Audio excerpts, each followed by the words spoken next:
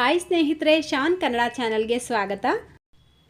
ನಾನಿವತ್ತು ನಿಮಗೆ ರೆಸ್ಟೋರೆಂಟ್ ಮತ್ತು ಡಾಬಾಗಳಲ್ಲಿ ಮಾಡುವಂಥ ತಂದೂರಿ ನಾನ್ ರೋಟಿ ಯಾವ ರೀತಿ ಮಾಡ್ಕೊಳ್ಳೋದು ಅಂತ ತಿಳಿಸ್ಕೊಡ್ತಾ ಇದ್ದೀನಿ.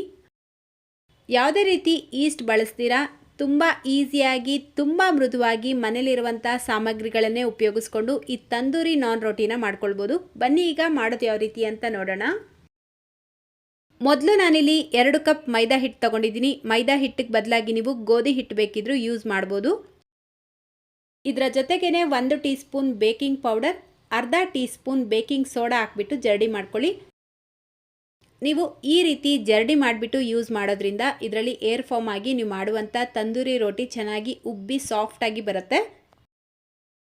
ಈಗ ಮತ್ತೊಂದು ಬೌಲಲ್ಲಿ ಯಾವ ಕಪ್ಪಲ್ಲಿ ಮೈದಾ ಹಿಟ್ಟು ಅಳತೆ ಮಾಡ್ಕೊಂಡಿರ್ತೀವೋ ಅದೇ ಕಪ್ಪಲ್ಲೇ ಅರ್ಧ ಕಪ್ ಹಾಲು ತಗೊಳ್ಬೇಕು. ಕಾಯಿಸಿ ಹಾರಿಸಿರುವಂಥ ಹಾಲು. ಇದಕ್ಕೆ 2 ಟೇಬಲ್ ಸ್ಪೂನ್ ಮೊಸರು, 1 ಟೇಬಲ್ ಸ್ಪೂನ್ ಅಡುಗೆ ಎಣ್ಣೆ, ಅರ್ಧ ಟೇಬಲ್ ಸ್ಪೂನ್ ಸಕ್ಕರೆ, ಅರ್ಧ ಟೇಬಲ್ ಸ್ಪೂನ್ ಉಪ್ಪು ಹಾಕ್ಬಿಟ್ಟು ಇದನ್ನು ಚೆನ್ನಾಗಿ ಮಿಕ್ಸ್ ಮಾಡ್ಕೊಳ್ಳಿ. ಇದನ್ನು ಉಪಯೋಗಿಸ್ಕೊಂಡು ನಾವೀಗ ಹಿಟ್ಟು ಕಲಿಸ್ಕೊಳ್ಬೇಕು. ಸೊ ನೋಡಿ, ಇದಕ್ಕೆ ಸ್ವಲ್ಪ ಮಿಶ್ರಣನ ಸೇರಿಸ್ಕೊಳ್ತಾ ಹಿಟ್ಟು ಕಲಿಸ್ಕೊಳ್ಳಿ. 2 ಕಪ್ ಮೈದಾ ಹಿಟ್ಟಿಗೆ ಅರ್ಧ ಕಪ್ ಹಾಲು ಕರೆಕ್ಟಾಗಿರುತ್ತೆ. ಅಕಸ್ಮಾತ್ ಇದು ಸಾಕಾಗಿಲ್ಲ ಅಂದರೆ ಮತ್ತೆ ಒಂಚೂರು ಹಾಲು ಹಾಕ್ಬಿಟ್ಟು ನೀವು ಮಿಕ್ಸ್ ಮಾಡ್ಕೊಳ್ಬೋದು. ನಿಮ್ಮ ಹತ್ರ ಬೇಕಿಂಗ್ ಪೌಡರ್ ಇಲ್ಲ ಅಂದರೆ ನೀವು ಯೂಸ್ ಮಾಡುವಂಥ ಬೇಕಿಂಗ್ ಸೋಡಾನೇ ಒಂಚೂರು ಜಾಸ್ತಿ ಯೂಸ್ ಮಾಡ್ಕೊಳ್ಳಿ. ಅದೇ ರೀತಿ ನಾನಿಲ್ಲಿ ಮೊಸರು ಯೂಸ್ ಮಾಡಿದ್ದೀನಲ್ವಾ, ನೀವು ಚೆನ್ನಾಗಿ ಹುಳಿ ಬಂದಿರುವಂಥ ಮೊಸರು ಯೂಸ್ ಮಾಡಬೇಕು. ಆವಾಗ ನೀವು ಮಾಡುವಂಥ ತಂದೂರಿ ನಾನ್ ರೋಟಿ ಸಾಫ್ಟಾಗಿ ಬರುತ್ತೆ. ಸೊ ನೋಡಿ, ಈ ರೀತಿ ಇದನ್ನು ಮೃದುವಾಗಿ ಕಲಿಸ್ಬಿಟ್ಟು ಇದರ ಮೇಲ್ಗಡೆ ಈಗ ಒಂದು ಅರ್ಧ ಟೀ ಸ್ಪೂನ್ ಎಣ್ಣೆ ಹಚ್ಬಿಟ್ಟು ಒಂದು ಲಿಡ್ನ ಕ್ಲೋಸ್ ಮಾಡಿ ಮಿನಿಮಮ್ ಅರ್ಧ ಗಂಟೆ ಇದನ್ನು ನೆನೆಸಿಡಬೇಕು. ಟೈಮ್ ಇದ್ದರೆ 1 ಗಂಟೆ ಬೇಕಿದ್ರೂ ನೀವು ನೆನೆಸಿಡ್ಬೋದು. ಸೊ ನೋಡಿ, ಕರೆಕ್ಟಾಗಿ 1 ಗಂಟೆ ನಂತರ ನೀವು ನೋಡ್ಬೋದು ಇದರ ಸೈಜ್ ಡಬಲ್ ಆಗಿರುತ್ತೆ. ಇವಾಗ ಮತ್ತೆ ಇದನ್ನು ಒಂದು 3-4 ನಿಮಿಷ ಚೆನ್ನಾಗಿ ನಾದ್ಕೊಳ್ಬೇಕು. ಕೈಗೆ ಅಂಟ್ಕೊಳ್ತಾ ಇದ್ದರೆ ಸ್ವಲ್ಪ ಎಣ್ಣೆ ಹಚ್ಕೊಂಡು ನಾದ್ಕೊಳ್ಳಿ. ನೋಡಿ, ಈ ರೀತಿ ಇದನ್ನು ಚೆನ್ನಾಗಿ ನಾದ್ಕೊಂಡಿದ ನಂತರ ರೋಟಿ ಮಾಡೋದಕ್ಕೆ ಎಷ್ಟು ಹಿಟ್ಟು ಬೇಕೋ ಅಷ್ಟು ಮಾತ್ರ ನೀವು ತಗೊಂಡು ಚೆನ್ನಾಗಿ ರೋಲ್ ಮಾಡಿಕೊಂಡು ಮೈದಾ ಹಿಟ್ಟನ್ನು ಸ್ಪ್ರಿಂಕಲ್ ಮಾಡಿ ಇದನ್ನು ನಾರ್ಮಲಾಗಿ ಚಪಾತಿ ಯಾವ ರೀತಿ ಲಟ್ಟಿಸ್ಕೊಳ್ತೀರಾ ಅದೇ ರೀತಿಯೇ ಲಟ್ಟಿಸ್ಕೊಳ್ಬೇಕು. ಆದರೆ ತುಂಬ ತೆಳುವಾಗಿ ಇದನ್ನು ಮಾಡ್ಕೊಳ್ಬಾರ್ದು. ಇದರ ಥಿಕ್ನೆಸ್ ಬಂದು ಸ್ವಲ್ಪ ಮೀಡಿಯಮ್ ಆಗೇ ಇರಬೇಕು. ನಾನಿದನ್ನು ತಂದೂರಿ ರೋಟಿ ಸ್ವಲ್ಪ ಓವಲ್ ಶೇಪಲ್ಲಿ ಇರತ್ತಲ್ವ, ಅದೇ ಶೇಪಲ್ಲೇ ಮಾಡ್ಕೊಳ್ತಾ ಇದ್ದೀನಿ. ನೀವು ಬೇಕಿದ್ರೆ ನಾರ್ಮಲಾಗಿ ಚಪಾತಿ ರೌಂಡಾಗಿ ಮಾಡ್ಕೊಳ್ತೀರಾ ಅಲ್ವಾ, ಅದೇ ರೀತಿ ಬೇಕಿದ್ರೂ ಮಾಡ್ಕೊಳ್ಬೋದು.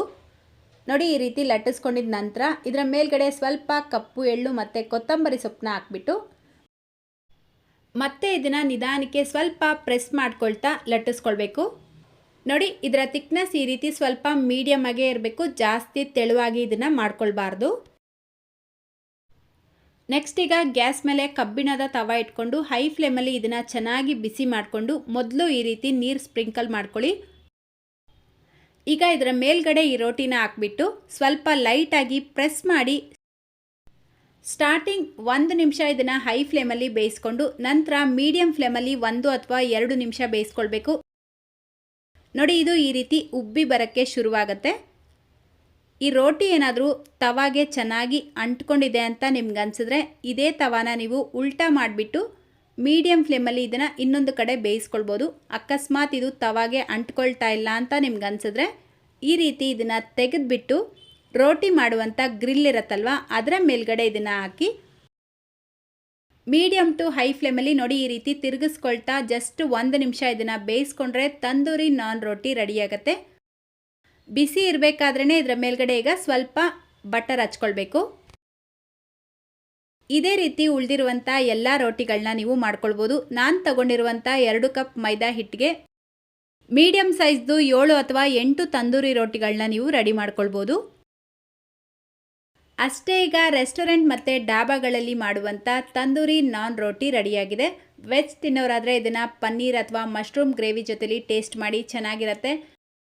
ನಾನ್ ವೆಜ್ ಇಷ್ಟಪಡೋರಾದರೆ ಬಟರ್ ಚಿಕನ್ ಅಥವಾ normal chicken gravy, mutton gravy ಯಾವುದ್ರ ಜೊತೆಲಿ ಬೇಕಾದರೂ ತಿನ್ಬೋದು. ತುಂಬ ಟೇಸ್ಟಿಯಾಗಿರುತ್ತೆ.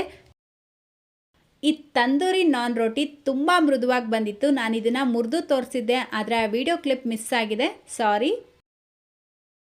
ನಾನು ಇದನ್ನು ಬಟರ್ ಚಿಕನ್ ಜೊತೆಗೆ ಸರ್ವ್ ಮಾಡಿದ್ದೆ. ತುಂಬ ಚೆನ್ನಾಗಿತ್ತು. ಈಗಾಗಲೇ ನಮ್ಮ ಚಾನಲಲ್ಲಿ ಬಟರ್ ಚಿಕನ್ ಯಾವ ರೀತಿ ಮಾಡೋದು ಅಂತ ಶೇರ್ ಮಾಡಿದ್ದೀನಿ. ಲಿಂಕ್ ಡಿಸ್ಕ್ರಿಪ್ಷನ್ ಬಾಕ್ಸಲ್ಲಿ ಕೊಟ್ಟಿರ್ತೀನಿ, ನೀವು ನೋಡ್ಬೋದು. ಸೊ ಇವತ್ತಿನ ಈ ವಿಡಿಯೋ ನಿಮ್ಗೆ ಇಷ್ಟ ಆಗಿದ್ರೆ ಲೈಕ್ ಶೇರ್ ಮಾಡೋದ್ರ ಜೊತೆಗೆ ಚಾನಲ್ಗೆ ಹೊಸದಾಗಿ ವಿಸಿಟ್ ಮಾಡಿದರೆ ಪ್ಲೀಸ್ ಸಬ್ಸ್ಕ್ರೈಬ್ ಮಾಡಿಕೊಂಡು ಪಕ್ಕದಲ್ಲೇ ಬರೋ ಬೆಲ್ ಐಕನ್ನ ಕ್ಲಿಕ್ ಮಾಡಿ ಆಲ್ ಅನ್ನೋ ಆಪ್ಷನ್ನ ಕ್ಲಿಕ್ ಮಾಡ್ಕೊಳ್ಳಿ.